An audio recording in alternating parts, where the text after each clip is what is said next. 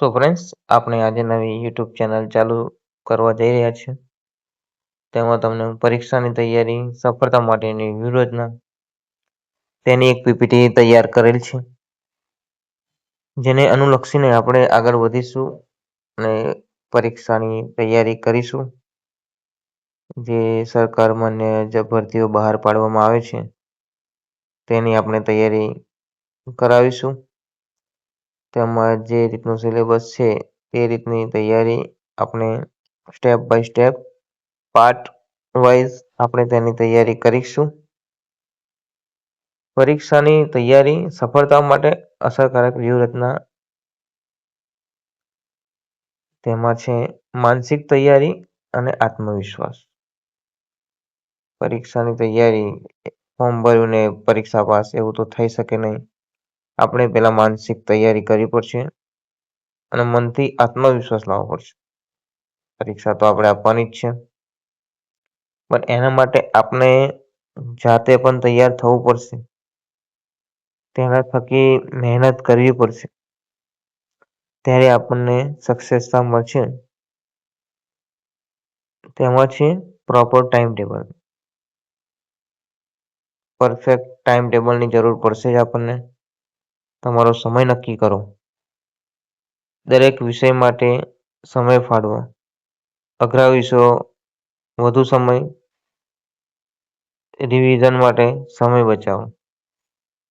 અઘરા વિષયો માટે વધુ સમય આપો, રિવિઝન માટે સમય બચાવો.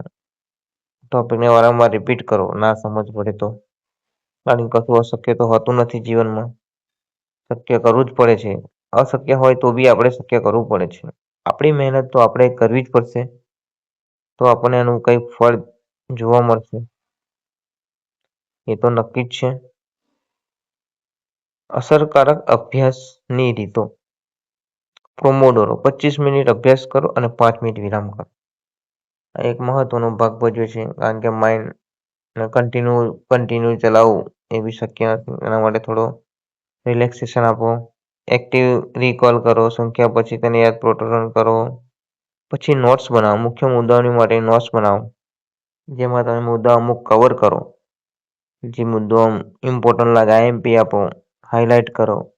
મુદ્દાની નોટ્સ બનાવો, જેથી કરીને લાસ્ટમાં વાંચવું હોય, રિવિઝન કરવું હોય ત્યારે તમને કોઈ તકલીફ અનુભવાય નહીં અને શાંતિથી રિવિઝન થઈ શકે. એટલે નોટ્સ તો અવશ્ય બનાવો વિદ્યાર્થી મિત્રો. અભ્યાસ માટે યોગ્ય વાતાવરણ, તેની તો ખાસ જરૂર પડે જ છે. વાતાવરણ વગર તો શક્ય નથી વાંચવું. શાંત અને પ્રામાણિક જગ્યાએ અભ્યાસ કરો, જેથી કરીને તમારું મન વાંચવામાં લાગે. મોબાઈલ અને અન્ય વિશેષ પડતી વસ્તુઓને દૂર રાખો. મોબાઈલ જેવી વસ્તુઓ તો તમે રાખો જ નહીં, એનાથી દૂર રહો. કારણ કે મોબાઈલ તો અત્યારે ઇન્સ્ટાગ્રામ આપણે ચાલુ હોય, ફેસબુક ચાલુ થઈ જાય. તમારી ટેબલ પર ફક્ત જરૂર પુસ્તકો રાખો. ટેબલ પર એવી વસ્તુ રાખો કે જે વાંચી અને કંઈ કામ આવે, તે એ વસ્તુનો ઉપયોગ કરો. તો તમારે સારું રહે. તમારા માટે તમે એક્ઝામની પ્રિપેરેશન કરો છો તો મોબાઈલ જુઓ કે એમાં બી ટાઈમ આપો, ના આપો એવું નહીં. અપડેટ તો રહો. એ બી સારી વસ્તુ છે. મોબાઈલમાં બધું અત્યારે કરંટ અફેર્સથી લઈને બધી જ વસ્તુઓ એક જગ્યાએ જોવા મળે છે. મોબાઈલ એક એવી વસ્તુ બી આડઅસર બી છે, હેક્ટિક બી પડી જાય છે મોબાઈલથી આપણને. એટલે બધી બાજુ સમયનો સાથ, આ સમય વીતી જશે પછી આ સમય પાછો આવે નહીં, એ બી શક્ય જ છે. સંભવ જ છે, અસંભવ તો છે નહીં. એના માટે આપ સારી એવી તૈયારી કરો, જેથી કરીને એક્ઝામમાં સારું એવું પરિણામ આવે અને તમે સારી એવી સરકારી કાયમી ભરતીમાં જોઈન થઈ જાઓ. પછી નોટ્સ બનાવો. તમારા પોતાના શબ્દોમાં નોટ્સ બનાવો, જેથી કરીને તમે તમારી જાતે લખેલું હોય, વાંચન કરેલું લખો તો તમને તરત યાદ આવી જાય કે આ ટોપિકની આ વસ્તુ છે. તેમાં શું છે શું નહીં. ડાયાગ્રામ અને માઇન્ડ એપ્સનો ઉપયોગ કરો. ડાયાગ્રામ બનાવો જેથી કરીને તમને યાદ રહી જાય કે આના પછી આ, આના પછી આ. સ્ટેપ બાય સ્ટેપ ફોલો કરો બધી વસ્તુઓને. મહત્વનો ફોર્મ્યુલા એક અલગ પેજ પર લખો. જે અમુક મહત્વના ફોર્મ્યુલા હોય તે અલગ પેજ પર બતાવો. પ્રેક્ટિકલ અને રિવિઝન 70% પ્રેક્ટિકલ પર ભાર આપો. વસ્તુથી શક્ય છે 70% તમે પ્રેક્ટિકલ પર ભાર આપો. જૂના પેપર્સ કરવાની પેટર્ન જુઓ. તેમાં દાખલા છે બધું છે તે આપેલું હોય છે.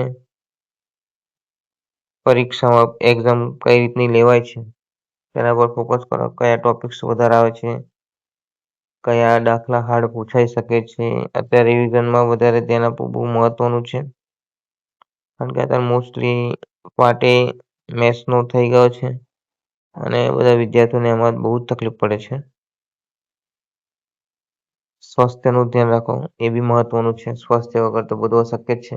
સ્વાસ્થ્ય નહીં સારું હોય તો આપણે કરી શકીશું એના માઇન્ડ એમાં વિચાર વિસ્તારમાં ધરાઈ જઈશું. તબિયત નહીં સારી, બીમાર છું, અનેક વિચારો આવશે. એટલે ઊંઘ પૂરતી લેવાની 7 થી 8 કલાકની તમારે. પરીક્ષાના છેલ્લા દિવસ નવું વાંચવાને બદલે તૈયારીઓ કરી છે તેનું રિવિઝન કરો અને આત્મવિશ્વાસ સાથે રાખો. જે રીડિંગ કર્યું છે તેનું રિવિઝન કરો, આત્મવિશ્વાસ સાથે રાખો. બસ આટલું જ કહીશું અને ચેનલને સબસ્ક્રાઇબ કરો. આ ચેનલ સાથે જોડવા અને પરીક્ષાની તૈયારી માટેના અપડેટ્સ મેળવતા રહો. તમારી પરીક્ષા માટે ખૂબ ખૂબ અભિનંદન અને આવા જ વિડીયોમાં આગળ મળતા રહીશું. જય હિન્દ.